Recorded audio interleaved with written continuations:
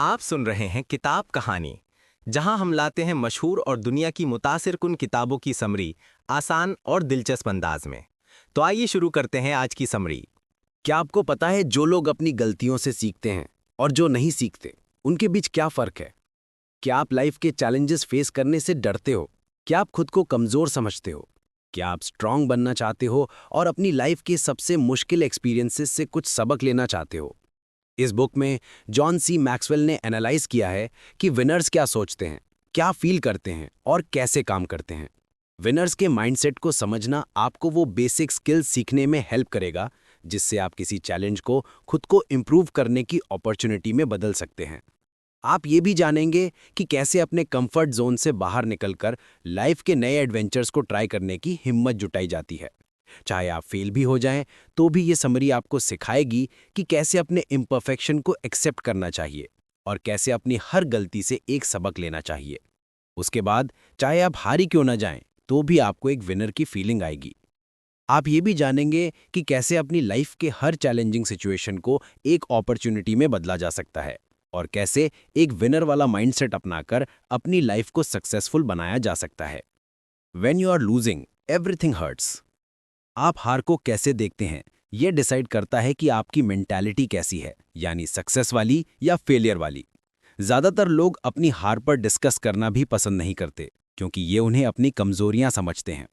एक बार कुछ नया एक्सपीरियंस करने के लिए वो सक्सेस के लिए मेहनत तो करते हैं, पर साथ ही फेलियर भी एक्सपेक्ट करने के लिए तैयार रहते हैं।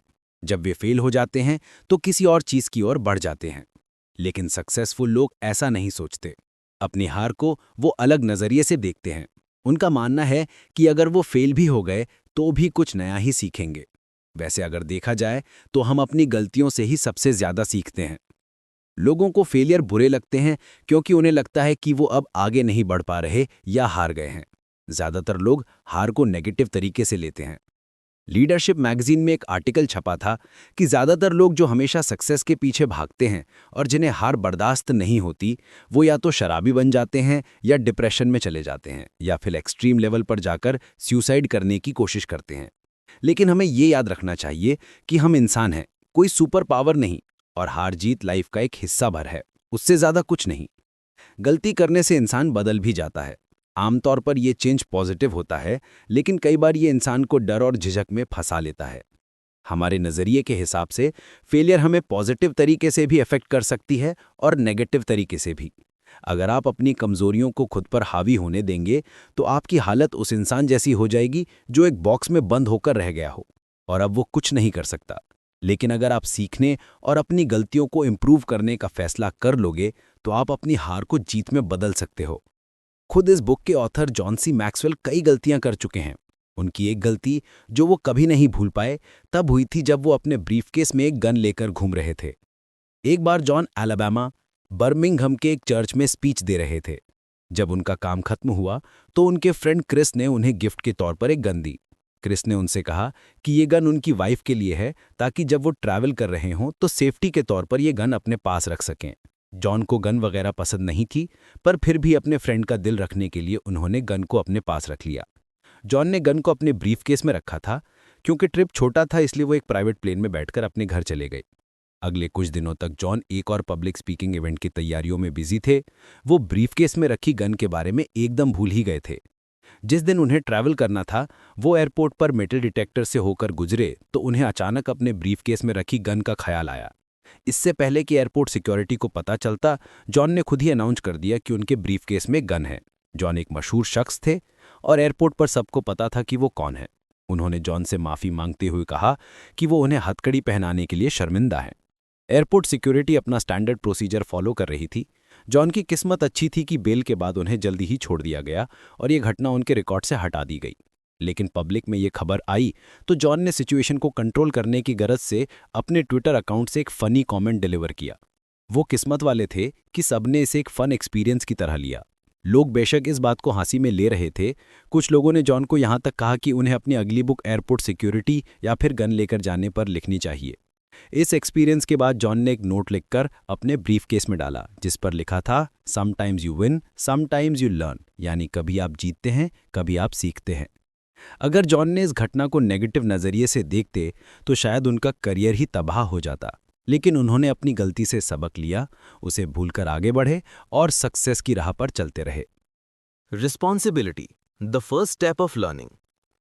लोगों को लगता है कि वो सिर्फ उस काम के लिए जिम्मेदार हैं जो दूसरों ने उन्हें दिए हैं, लेकिन वो भूल जाते हैं कि जिम्मेदारी लेना भी एक डिसीजन है। ये डिसीजन आपकी पूरी लाइफ बदल सकता है। एक बार आपने जिम्मेदारी लेने का फैसला कर लिया तो यानी आप एक्शन लेने को तैयार हैं। अगर आपसे गलती हुई है तो आप दो काम कर सकते हो, या तो किसी और को दोष दे सकते हो या फिर खुद जिम्मेदारी ले सकते हो। आपकी चॉइस बताएगी कि आपके फेलियर का आपको क्या रिजल्ट मिलेगा। अगर आप जिम्मेदारी ले रहे हो तो यानी आप लर्न और ग्रो कर रहे हो। अगर आप लंबे वक्त तक जिम्मेदारी से भागते फिरोगे तो एक दिन आपको विक्टिम कार्ड खेलने की आदत पड़ जाएगी। कई लोग इस विक्टिम मेंटालिटी के साथ जीते हैं और खुद को लाचार और बेबस दिखाते हैं, जैसे उनका मानना होता है कि वो इकोनॉमी की वजह से काम नहीं करते, बचपन में हुए किसी बुरे हादसे की वजह से वो अपने गोल्स अचीव नहीं कर पाते, वगैरह वगैरह। यानी हर वो काम जो उनसे नहीं हो पाता है उसके लिए वो या तो सोसाइटी को या भेदभाव जैसी चीज को दोष देते हैं। अपने बुरे हालात के लिए हर वक्त दूसरों को ब्लेम करने से आप उन्हें अपनी लाइफ का कंट्रोल थमा देते हो। अगर आप अपने एक्शन की जिम्मेदारी नहीं लोगे तो दूसरे बाहरी फैक्टर्स आपकी लाइफ को कंट्रोल करने लगेंगे। इसके अलावा जिम्मेदारी लेने से भागोगे तो सीखने और ग्रो करने के मौके खो दोगे, जबकि सक्सेसफुल होने के लिए आपको सीखने की और फ्लेक्सिबल बनने की जरूरत होती है। अगर आप गलती करने और उससे सीखने से डरोगे तो कभी इंप्रूव नहीं कर पाओगे। टेड विलियम्स नाम का आदमी बेघर था। वो भीख मांग कर गुजारा करता था, लेकिन एक दिन उसकी जिंदगी बदल गई। वो रोड के साइड पर खड़ा भीख मांग रहा था कि एक आदमी ने उसे उसका एक पुराना वीडियो दिखाया। इस वीडियो में टेड की एक रेडियो अनाउंसर के तौर पर गजब की स्किल नजर आ रही थी। वो बड़े ही मंझे हुए ढंग से शो कर रहा था। इसमें उसकी स्पीकिंग स्किल साफ नजर आती थी। उसकी आवाज और उसका अंदाज एकदम अलग था, जिसकी वजह से वो बेहद पॉपुलर हुआ करता था। ये वीडियो जब यूट्यूब पर अपलोड किया गया तो एकदम वायरल हो गया। टेड को टुडे शो, एंटरटेनमेंट टुनाइट और डॉक्टर फिल के शो में बुलाया गया। लोग शायद इसे टेड की किस्मत कहेंगे, पर टेड की कहानी सुनने के बाद आपको पता चलेगा कि टेड बेहद मेहनती इंसान था। उसे बचपन से ही रेडियो सुनना बड़ा पसंद था। वो रेडियो अनाउंसर्स के नकल उतारता था और कई घंटों तक उनके बोलने के स्टाइल की प्रैक्टिस किया करता था। वो जब हाई स्कूल में था तो उसके एक फ्रेंड ने सजेस्ट किया उसे आर्मी ज्वाइन करनी चाहिए और एक कम्युनिकेशन स्पेशलिस्ट बनना चाहिए। अब क्योंकि उसे टाइप करना नहीं आता था तो टेड एक मैकेनिक बनकर रह गया। ये काम उसे जरा भी पसंद नहीं था, इसलिए वो शराब पीने लगा। धीरे धीरे उसे शराब की लत लग गई और उसका बिहेवियर कंट्रोल से बाहर होने लगा। उसकी इन हरकतों की वजह से आर्मी ने उसे निकाल बाहर फेंक दिया। बाद में टेड ने रेडियो स्टेशन पर काम किया और उसकी शादी भी हुई। वो अभी भी ड्रिंक करता था और अब तो कोकेन भी लेने लगा था। वो एक एडिक्टेड बन चुका था और इस चक्कर में उसने अपनी पूरी लाइफ बर्बाद कर दी थी। उसकी शादी टूट गई थी और उसके पास कोई जॉब भी नहीं थी।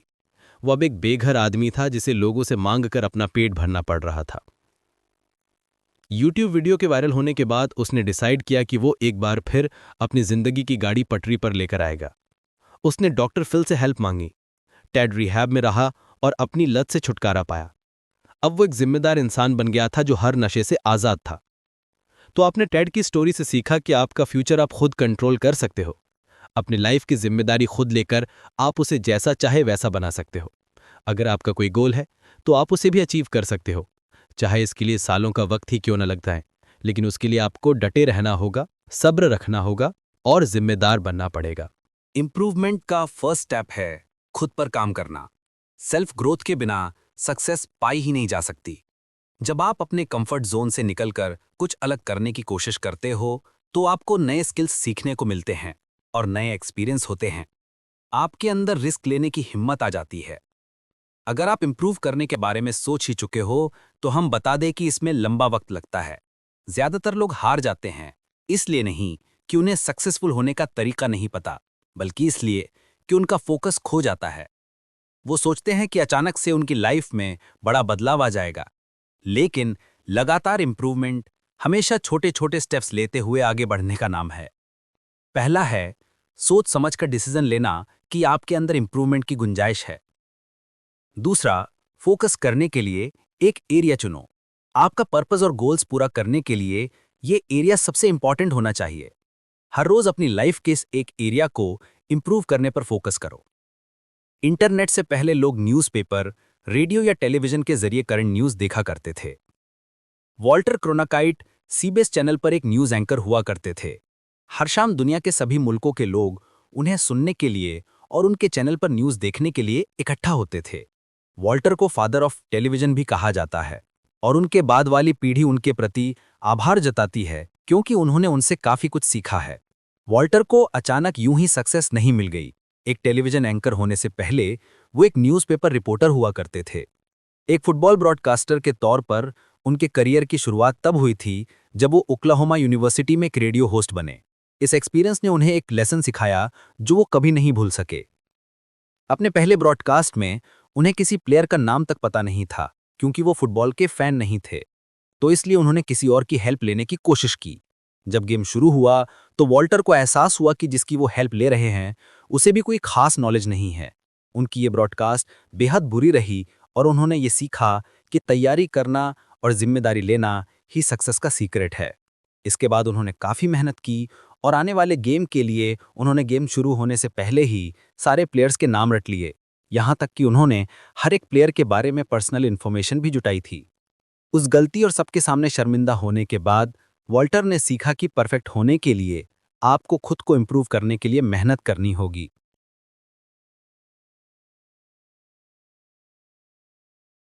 Hope, the motivation of learning. Hope यानी उम्मीद मोटिवेशन का सोर्स है जिसकी हम सबको जरूरत पड़ती है। जब वक्त बुरा होता है तो ये आपको हिम्मत देता है। जब आप थककर चूर हो जाते हैं तो उम्मीद ही आपकी हिम्मत बंधाता है। उम्मीद ही वो फोर्स है जो आपको अपने लिमिट पुश करने के लिए कहता है। ये आपको परेशानियों से बाहर निकलने के लिए मोटिवेट करती है। ये आपको हंसाती है, आपको अपने सवालों के जवाब देती है और जीत की तरफ ले जाती है। बिना उम्मीद के आप फ्यूचर के लिए कभी कोई गोल या प्लान सेट नहीं कर सकते। इंसान बिना खाए पिए या हवा के बगैर भी कुछ देर रह सकता है, लेकिन अगर आप उससे उसकी उम्मीद छीन लोगे तो शायद वो एक कदम भी नहीं चल पाएगा। तो आप लाइफ में उम्मीद बनाकर कैसे रह सकते हैं? पहले आपको ये याद रखना है कि होपफुल रहना आपकी अपनी चॉइस है। जब आप अपने सोचने का तरीका चेंज करते हो और लाइफ से पॉजिटिव रिजल्ट एक्सपेक्ट करते हो तो आपको काफी सपोर्ट मिलेगा। आप छोटे छोटे चैलेंजेस सेट करके और उन्हें अचीव करके भी होपफुल बने रह सकते हैं। ये छोटी छोटी जीत ही इंसान की एनर्जी को बूस्ट करती है। जिम एबॉट एक फिजिकल डिसेबिलिटी या कमी के साथ जन्मे थे। उनका लेफ्ट हाथ नहीं था। बाकी पेरेंट्स की तरह उनके पेरेंट्स ने भी उनके बारे में काफी सपने देखे थे, लेकिन जब उन्होंने देखा कि उनका लेफ्ट हाथ नहीं है तो वो काफी निराश और नाउम्मीद हो गए थे। बचपन में जिम आम बच्चों की तरह खेलते थे, लेकिन जैसे जैसे वो बड़े होते गए डॉक्टर ने सजेस्ट किया कि उन्हें एक प्रोस्थेटिक हाथ यानी आर्टिफिशियल हाथ लगवाना पड़ेगा। उनके पेरेंट्स उन्हें हॉस्पिटल लेकर गए जहां उन्होंने सीखा कि हुक को कैसे यूज करना है, लेकिन उनके पेरेंट्स को लगा कि जिम को वहां नहीं रहना चाहिए, इसलिए वो उन्हें घर ले आए और पहली बार उन्हें एहसास हुआ कि काश जिम अलग और सक्सेसफुल होते। जिम स्पोर्ट्स लवर थे। वो बाकी बच्चों के साथ हर तरह का आउटडोर स्पोर्ट्स खेलते थे। कई बार वो घर आकर बोलते कि वो बाकियों की तरह परफॉर्म नहीं कर पाए या उन्हें बुली किया गया, लेकिन इसके बावजूद उनके पेरेंट्स ने कभी उन्हें खेलने से मना नहीं किया, बल्कि वो उसे एनकरेज करते रहे कि वो बाहर जाकर खेले। उनके पेरेंट्स ने हमेशा उनकी हिम्मत बंधाई और उन्हें इंप्रूव करने के लिए पुश किया। हाई स्कूल में जिम प्रोफेशनल बेसबॉल प्लेयर बनना चाहते थे। उन्होंने काफी सक्सेस भी अचीव की और मिशिगन यूनिवर्सिटी के लिए खेले। अपने जैसे कई बच्चों के लिए वो एक इंस्पिरेशन की तरह थे। ऐसे बच्चे उनके पास आया करते थे, उन्हें लेटर लिखते थे और दिल खोलकर मुस्कुराते हुए उनसे मिलते थे। जिम हमेशा उम्मीद बनाए रखने की बात करते हैं कि कैसे उनके पेरेंट्स ने हमेशा उन्हें इंप्रूव करने पर जोर दिया है। कई बार वो जीतते थे और कई बार हार भी जाते थे, लेकिन वो रुके कभी नहीं। उनके लिए सब कुछ थोड़ा मुश्किल जरूर था, पर जिम उम्मीद के सहारे आगे बढ़ते चले गए। जिम जब सक्सेसफुल हुए तो अपने जैसे लोगों के लिए उम्मीद की किरण बने। जब आप उम्मीद रखोगे तभी इंप्रूव कर पाओगे, और जब आप इंप्रूव करोगे तभी सक्सेसफुल बनोगे। जब आप सक्सेसफुल बनोगे तो सोसाइटी के काम आओगे और दूसरों के लिए एक मिसाल बन पाओगे। Problems, opportunities for learning. किसी सक्सेसफुल इंसान को देखकर आपको शायद यही ख्याल आता होगा, वाह ये तो बड़ा लकी है। शायद उसे आपकी जैसी प्रॉब्लम का सामना नहीं करना पड़ा हो जो उसे उसके सपने को अचीव करने से रोक रही हो। लेकिन ये बात पूरी तरह सच नहीं है। अक्सर सक्सेसफुल लोग हमसे ज्यादा बड़े चैलेंज फेस कर रहे होते हैं और उन प्रॉब्लम्स से वो कैसे डील करते हैं, ये चीज डिसाइड करती है कि वो ऐसे ही सक्सेसफुल बने रहेंगे या फेल हो जाएंगे। ऐसा कोई नहीं है जिसकी लाइफ में कोई प्रॉब्लम ना हो। प्रॉब्लम हमारी लाइफ का पार्ट है जिससे पूरी तरह बचा नहीं जा सकता है। इसलिए या तो हम प्रॉब्लम को फेस करके उसका कोई सोल्यूशन ढूंढ सकते हैं या फिर प्रॉब्लम से हार मानकर बैठ सकते हैं। प्रॉब्लम जब आती है तो वो छोटी बड़ी नहीं होती, उसके साइज से उसे कम मत आंको। कई बार प्रॉब्लम को कम आंकने के बाद आप उसे टेम्पररी मेथड से सॉल्व कर लेते हो, लेकिन अगर उसका परमानेंट सोल्यूशन नहीं निकाला गया तो प्रॉब्लम कभी खत्म नहीं होगी, वो बार बार सिर उठाती रहेगी। आपको एक चीज हमेशा याद रखनी है कि चाहे आपकी प्रॉब्लम बड़ी भी क्यों ना हो, तब भी आपके पास इतनी पावर है कि उससे बाहर निकल सको। किसी भी प्रॉब्लम को सॉल्व करने के लिए कुछ स्टेप्स हैं जो आप ले सकते हैं। पहला, हमेशा ये मानकर चलें कि कुछ ना कुछ प्रॉब्लम आती रहेंगी। इसका ये मतलब नहीं है कि आपको हमेशा डर में जीना है, लेकिन किसी भी प्रॉब्लम के लिए रेडी रहना आपको फ्लेक्सिबल बना देगा। यानी अचानक से प्रॉब्लम आ भी गई तो आप नर्वस नहीं होंगे। दूसरा, प्रॉब्लम सॉल्व करने के प्रोसेस में दूसरों को भी शामिल करो। जब जॉन कैलिफोर्निया में एक चर्च के लीडर थे तो उन्हें एक बड़ी प्रॉब्लम का सामना करना पड़ा था। पहला, चर्च की लोकेशन काफी बुरी थी। दूसरा, चर्च बहुत छोटा और काफी पुराना था। तो उन्होंने सजेस्ट किया कि चर्च के मेंबर्स को किसी नई जगह पर चले जाना चाहिए। लेकिन ज्यादातर लोग इस बात के लिए तैयार नहीं हुए, पर धीरे धीरे मान गए। क्योंकि जॉन पहली बार कोई चर्च नहीं बना रहे थे, तो उन्हें लगा ये उनके लिए बेहद आसान होगा। लेकिन नहीं, ऐसा नहीं हुआ। उन्हें एक साथ कई प्रॉब्लम का सामना करना पड़ा। सबसे पहले तो चर्च को फाइनेंस की प्रॉब्लम थी। जैसी जमीन जॉन चाहते थे उसे खरीदने के लिए उन्हें $2 मिलियन जुटाने थे। चलो ये प्रॉब्लम तो किसी तरह सॉल्व हो गई, लेकिन अब एनवायरमेंटल मुद्दे आ गया। जब आप कैलिफोर्निया में कोई नया स्ट्रक्चर बनाना चाहते हो तो आपको पहले एनवायरमेंटल डिपार्टमेंट से कंसल्ट करना पड़ता है। लंबे समय तक लोकेशन को स्टडी करने के बाद एनवायरमेंटल डिपार्टमेंट ने पाया कि उस इलाके में पंछियों की ऐसी कई प्रजातियां रहती थीं जो खत्म होने के कगार पर थीं। जॉन को पंछियों के ब्रीडिंग पीरियड खत्म होने तक कम से कम 6 महीने इंतजार करना पड़ा ताकि कंस्ट्रक्शन शुरू की जा सके। इस वजह से उनके सारे प्लान लेट हो गए थे। तब चर्च मेंबर्स को पता चला कि सेम लोकेशन पर गवर्नमेंट की तरफ से रास्ता बनाया जाएगा, तो उन्हें अपनी साइट को रीलोकेट करने पर मजबूर होना पड़ा। एक और प्रॉब्लम जो जॉन और चर्च मेंबर्स को फेस करनी पड़ रही थी वो ये थी कि उन्हें अपनी प्रॉपर्टी में एक काला पत्थर मिला। जांच पड़ताल करने पर पता चला कि ये स्टोन हिस्टोरिकल था। ये उन लोकल लोगों का था जो इस एरिया में करीब 2000 साल पहले रहते थे। इस प्रॉब्लम को सॉल्व करने के लिए जॉन को काफी बड़ा अमाउंट पे करना पड़ा ताकि आर्कियोलॉजिस्ट उस हिस्टोरिकल पीस के लिए खुदाई कर सकें। परेशानी सिर्फ यहीं पर खत्म नहीं हुई, इसके अलावा भी और कई प्रॉब्लम आ रही थी। चर्च मेंबर्स को काउंटी बोर्ड से अप्रूवल लेने में 12 साल लग गए। उसके बाद जाकर बिल्डिंग का काम स्टार्ट हुआ। जिस वक्त तक कंस्ट्रक्शन शुरू हो पाई, जॉन इस चर्च के लीडर की पोस्ट से हट चुके थे। उन्हें बाद में पता चला कि उनके जाने के बाद भी और कई प्रॉब्लम आई थी। आखिरकार 17 सालों की कड़ी मेहनत, सब्र और इरादे के बाद ये नया चर्च पब्लिक के लिए खोल दिया गया। ये कहानी दिखाती है कि किसी भी नए काम को करने में कई मुश्किलें आ सकती हैं, लेकिन आपको सक्सेस तभी मिलेगी जब आपको पता होगा कि इन प्रॉब्लम से कैसे डील करना है। इजी सक्सेस और क्विक मनी के लिए शॉर्टकट तरीके ढूंढना बंद करो। अपनी प्रॉब्लम का सामना करके ही आप हर मुश्किल से लड़ सकते हो और अपनी कहानी के हीरो बन सकते हो। Bad experiences the perspective for learning. जब लाइफ में मुश्किल सिचुएशन आती है तो हम में से ज्यादातर लोग खुद को एकदम लाचार समझ लेते हैं। उन्हें समझ ही नहीं आता कि क्या करना चाहिए। नेगेटिव इमोशंस की वजह से उन्हें समझ नहीं आता कि सही क्या है और गलत क्या। ऐसे में कोई सॉल्यूशन नजर नहीं आता तो वो खुद को ब्लेम करते हैं और इस चक्कर में और भी गलतियां कर बैठते हैं। लेकिन बुरे एक्सपीरियंस हमेशा बुरे नहीं होते। ये हमें कुछ सिखाने आते हैं, बल्कि यूं कहें कि हमें इम्प्रूव करने का मौका देते हैं। हमें ये नहीं भूलना चाहिए कि हम इंसान हैं, इसलिए कभी ना कभी गलती तो करेंगे ही। लाइफ को बहुत सीरियसली लोगे तो कभी खुश नहीं रह पाओगे। अगर आप किसी प्रॉब्लम का हल ढूंढ रहे हैं तो उसे पॉजिटिव नजरिए के साथ हैंडल कीजिए। अपनी गलतियों को हंसना बुरी बात नहीं है, बल्कि शांत रहकर ही हम सिचुएशन को बेहतर तरीके से हैंडल कर पाएंगे और उसे एक रियलिस्टिक तरीके से देख पाएंगे। सही नजरिया रखना बेहद जरूरी है। खुद को लूजर ना समझें और कभी भी हार ना मानें, बल्कि सोचें कि जो हुआ अच्छा हुआ, कम से कम मुझे सीखने का मौका तो मिला। गलतियां हमारी कमी नहीं होती, इससे हमारी सेल्फ इमेज को नुकसान पहुंचेगा, ये सोचना हमारी भूल है। अगर आपसे गलती हो भी जाती है तो 24 घंटे से ज़्यादा टाइम ना लें, बल्कि उसे एक एक्सपीरियंस समझकर भूल जाएं और आगे बढ़ें। सॉल्यूशन तभी नजर आएगा जब आप प्रॉब्लम को ठंडे दिमाग से सुलझाने की कोशिश करोगे। जरा उन ग्रेट इन्वेंटर्स के बारे में सोचो। उन्होंने कभी भी अपनी गलतियों को फेलियर नहीं समझा, बल्कि उन्हें एक्सपेरिमेंट के तौर पर लिया। ये इन्वेंटर्स तब तक गलतियां करते रहे और टेस्टिंग करते रहे जब तक उन्होंने खुद को सही साबित नहीं कर दिया। उन्हें किसी भी हाल में हार मानना करना गवारा नहीं था, क्योंकि उनका सारा फोकस सिर्फ और सिर्फ सक्सेस पर था। लाइफ में आपको दो तरह के लोग मिलेंगे, स्प्लैटर्स और बाउंसर्स। स्प्लैटर्स वो हैं जो गिरने के बाद वहीं के वहीं रह जाते हैं। बाउंसर्स वो हैं जो फेल होते हैं लेकिन खुद को संभाल लेते हैं और फिर से बाउंस बैक कर लेते हैं। तो आप इनमें से क्या बनना चाहोगे? जब आप फेल होते हो तो उसका कारण आपकी नॉलेज की कमी है। अगर आपने डिसाइड कर ही लिया है कि आपको लर्न और इम्प्रूव करना है, तो नेक्स्ट टाइम आप फेल हो भी जाओगे तो आप उसे एक और लर्निंग मोमेंट समझ लेना। अपने बुरे एक्सपीरियंस को अच्छे में बदलना सीखो। अगर आप हार्ड वर्क करोगे तो अपनी लाइफ को अपनी मर्जी से बदल पाओगे। पहले वाले चैप्टर में हमने बताया था कि जॉन ने एक बड़ी गलती की थी। वो गलती से अपने ब्रीफकेस में गन रखकर एयरपोर्ट चले गए थे। लेकिन इस बार तो उन्होंने इससे भी बड़ी गलती की थी। ये 2002 की बात थी। जॉन स्पीच देने के लिए अफ्रीका के टूर पर थे, जहां उन्हें कई इवेंट अटेंड करने थे। ये उनके लिए एक बड़ा मौका था अपनी बुक को फिनिश करने का, और जॉन बेहद एक्साइटेड थे।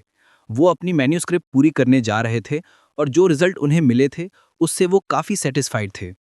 जॉन जब यूएस लौटे तो उनके दामाद स्टीव उन्हें लेने एयरपोर्ट पहुंचे। जॉन अपनी बेटी और वाइफ से मिलने कैरोलिना जा रहे थे। राइड के दौरान जॉन को भूख लगी तो उन्होंने खाना निकाला। वो खाने ही जा रहे थे कि तभी उनके हाथ से कांटा छूटकर गिर गया। उन्होंने गाड़ी में यहाँ वहाँ खूब ढूंढा पर कांटा नहीं मिला। तब उन्होंने अपने दामाद से कहा कि वो गाड़ी रोके। जॉन ने दोबारा गाड़ी के अंदर देखा तो उन्हें ब्रीफकेस के पास कांटा नजर आ गया। उन्होंने उसे उठाया और मजे से खाना खा लिया। लेकिन आधे घंटे बाद ही उन्होंने देखा कि उनका ब्रीफकेस कहीं नजर नहीं आ रहा था। तो उन्होंने उसे ढूंढना शुरू किया। तभी उन्हें याद आया कि जब वो कांटा ढूंढ रहे थे तो उन्होंने ब्रीफकेस गाड़ी के बाहर निकालकर सड़क पर रख दिया था। ये बात याद आते ही जॉन की हालत खराब हो गई, क्योंकि उनकी बुक की मैन्युस्क्रिप्ट उसी ब्रीफकेस के अंदर थी और अब ब्रीफकेस कहीं नहीं मिल रहा था। अगले हफ्ते तक जॉन ने उम्मीद खो दी थी कि अब उनका ब्रीफकेस उन्हें कभी वापस मिलेगा। दुख की बात तो ये थी कि ये मैन्युस्क्रिप्ट जो उन्होंने इतनी मेहनत से लिखी थी, अब वापस लिखनी पड़ेगी। उन्हें दोबारा लिखने में कम से कम 6 महीने तो लगेंगे ही। अगर जॉन को सब कुछ याद भी था तो भी सेकंड कॉपी पहले जितनी ही अच्छी होगी इसकी कोई गारंटी नहीं थी। जॉन खुद को कोस रहे थे। वो काफी फ्रस्ट्रेटेड और दुखी थे, लेकिन ना जाने क्यों उनकी फ्रेंड ने उम्मीद नहीं छोड़ी। उससे उम्मीद थी कि ब्रीफकेस मिल जाएगा। वो ब्रीफकेस का पता लगाने के लिए पुलिस स्टेशन कॉल करती रही और किस्मत से उसे जॉन का ब्रीफकेस मिल गया और उसमें रखी मैन्युस्क्रिप्ट भी एकदम सही सलामत थी। अगर जॉन इस एक्सपीरियंस को पॉजिटिवली लेते तो वो शायद खुद पुलिस को फ़ोन करते, लेकिन उन्होंने हार मान ली थी क्योंकि उन्होंने अपने बुरे एक्सपीरियंस को खुद पर हावी होने दिया था। वो लकी थे कि उनके पास ऐसी फ्रेंड थी जो एकदम कूल थी और उसने वो किया जो जॉन को खुद करना चाहिए था। Winning isn't everything but learning is. एक कॉमिक स्ट्रिप पर एक फनी कहानी लिखी थी। एक दादाजी अपने पोते के साथ चेस खेल रहे थे। दादाजी बार बार जीत रहे थे, इसलिए उनका पोता उनसे रिक्वेस्ट कर रहा था कि वो बस एक बार उसे भी जीतने का मौका दें। इस पर वो बोले, अगर मैंने तुम्हें जीतने का मौका दिया तो तुम कुछ नहीं सीख पाओगे। इस पर बच्चा चीखते हुए बोला, मैं कुछ नहीं सीखना चाहता, मुझे बस जीतना है। देखा जाए तो ज्यादातर लोग अपनी लाइफ में यही गलती करते हैं। उन्हें सीखे बिना ही जीत हासिल करनी होती है, क्योंकि उन्हें सीखने में कोई इंटरेस्ट नहीं होता। जिन्हें इजी सक्सेस मिल जाती है वो कभी कुछ नया नहीं सीख सकते। कुछ लोग एक माइलस्टोन क्रॉस करने के बाद वहीं अटके रह जाते हैं। खुद को चैलेंज करने के बजाय कि वो कुछ बड़ा और नया सोचें, ऐसे लोग अपनी अचीवमेंट से जल्दी खुश हो जाते हैं। फिर उन्हें कुछ नया डिस्कवर करने में कोई इंटरेस्ट नहीं रहता। उन्हें लगता है कि अब उन्होंने काफ़ी कुछ हासिल कर लिया है तो आराम से बैठ सकते हैं। लेकिन एक बार जीत हासिल करने के बाद भी आपकी जर्नी खत्म नहीं होती। आपको और कुछ बड़ा और बड़ा गोल सेट करते हुए आगे बढ़ते रहना चाहिए। सच तो यह है कि एक बार सक्सेस अचीव करने के बाद आप जो एनर्जी का बूस्ट फील करते हैं उसे आपको और बड़ी सक्सेस अचीव करने के लिए पुश करना चाहिए, ना कि ब्रेक लेने के लिए। एक बार सक्सेस अचीव करने के बाद कुछ लोग कुछ और नया करने के बजाय अपनी सक्सेस की डींगे मारने और दिखावा करने में रह जाते हैं। उन्हें लगता है कि एक विनर के तौर पर उन्हें अपनी सेल्फ इमेज बचानी है, तो इसलिए दोबारा जीतने के बजाय वो अपनी पहले वाली सक्सेस को खोने से डरते हैं और इसलिए कुछ नया ट्राई करने की कोशिश ही नहीं करते। लेकिन जीत के लिए आपकी भूख कभी खत्म नहीं होनी चाहिए। कई साल पहले जॉन जिम कॉलिंस से टेक्सास में मिले थे। जिम कॉलिंस ने गुड टू ग्रेट और हाउ द माइटी फॉल जैसी कई पॉपुलर बुक्स लिखी हैं। दोनों साथ में डिनर करते हुए लीडरशिप पर डिस्कस कर रहे थे। उस वक्त इकोनॉमी काफ़ी अच्छे दौर से गुजर रही थी और अनएम्प्लॉयमेंट यानी बेरोजगारी का रेट सिर्फ 4% था, यानी काफ़ी लोग तरक्की कर रहे थे। जिम ने कॉम्प्लेसेंसी की खतरों पर बात कर रहे थे। कॉम्प्लेसेंसी यानी सेटिस्फेक्शन की फीलिंग जो आपको कुछ बड़ा अचीव करने के बाद होती है। ये फीलिंग काफ़ी खतरनाक हो सकती है क्योंकि ये आपको फिर से चैलेंज लेने और खुद को इम्प्रूव करने से रोकती है। यानी आप एक बार सक्सेसफुल होने के बाद रिलैक्स होकर बैठ जाते हो। बिल गेट्स भी यही मानते हैं कि सक्सेस लाइफ की बुरी टीचर है। जब लोग सक्सेसफुल हो जाते हैं तो उन्हें लगता है कि वो सब कुछ पा चुके हैं और कभी नहीं हारेंगे, इसलिए अब उन्हें कुछ और नया सीखने या जानने की जरूरत नहीं है। उनकी यही सोच उन्हें कुछ नया ट्राई करने से रोकती है। क्या आपने कभी सोचा है कि जो लोग लॉटरी जीतते हैं अंत में अपना सारा पैसा क्यों हार जाते हैं? वो इसलिए क्योंकि सक्सेस सिर्फ कुछ पाने का नाम नहीं है बल्कि हमारे सोचने का तरीका है। जब आप अपने सोचने का तरीका चेंज करोगे तभी तो कुछ नया सीख पाओगे। कभी ये मत सोचना कि आपको सब कुछ आता है, आप किसी स्किल के मास्टर बन चुके हैं, क्योंकि लर्निंग की कोई लिमिट नहीं है। ऐसा कुछ जरूर होगा जो आपको नहीं आता होगा। हमें इंप्रूवमेंट की जरूरत हमेशा पड़ती है। आप पॉजिटिव मेंटल एटीट्यूड रखकर ही ग्रो कर पाएंगे और इम्पॉसिबल को पॉसिबल बना पाएंगे। साथ ही आप उन बाउंड्रीज को भी दूर कर पाओगे जो आपके पोटेंशियल को उभरने से रोकती हैं। आपके अंदर भी क्रिएटिव बनने की और आउट ऑफ द बॉक्स सोचने की एबिलिटी मौजूद है। अपनी लाइफ में किसी भी तरह की प्रोग्रेस के लिए कुछ लड़ाइयाँ आपको हारनी भी होंगी। ये ज़रूरी है कि हम सीखें और इम्प्रूव करें, लेकिन इसका ये मतलब नहीं है कि हमें बड़ा रिस्क लेना चाहिए। अपनी ताकत के हिसाब से आप अपनी हार को कंट्रोल कर सकते हैं। किसी ऐसी स्किल पर काम करते हो जिसमें आपको महारत हासिल है, आप अपना कंफर्ट जोन छोड़कर कुछ एक्स्ट्रा ऑर्डिनरी क्रिएट कर सकते हैं। आप चाहे फेल भी हो जाएं तो भी आपको निराश नहीं होना है, क्योंकि फेलियर भी एक लर्निंग एक्सपीरियंस है। उन चीज़ों में जिनमें आपको लगता है कि आप बेस्ट हैं, जितना ज़्यादा रिस्क लेते रहेंगे उतने ही स्ट्रांग आपके जीत के चांस होंगे। आपको अपना माउंट एवरेस्ट खुद ढूंढना है, जिसकी चोटी पर पहुंचना ही आपका गोल होना चाहिए। और अगर आप ऐसा नहीं करते हैं तो याद रखिए, एक दिन सिवाय पछतावे और निराशा के आपको कुछ नहीं मिलने वाला। हर उस रास्ते के बारे में सोचो जो आपको एक स्कूल की तरह जिंदगी के कई लेसन सिखा सकता है। अगर आपको ये समरी पसंद आई हो तो वीडियो को लाइक करें, शेयर करें और चैनल को सब्सक्राइब करना ना भूलें ताकि आपको हर वीडियो की बर वक्त इत्तला मिलती रहे। आप नीचे कमेंट में हमें ये भी बता सकते हैं कि आप अगली वीडियो में किस किताब की समरी सुनना चाहते हैं। इल्म जानिए, सोच बदलिए। अगली वीडियो तक के लिए इजाज़त दीजिए।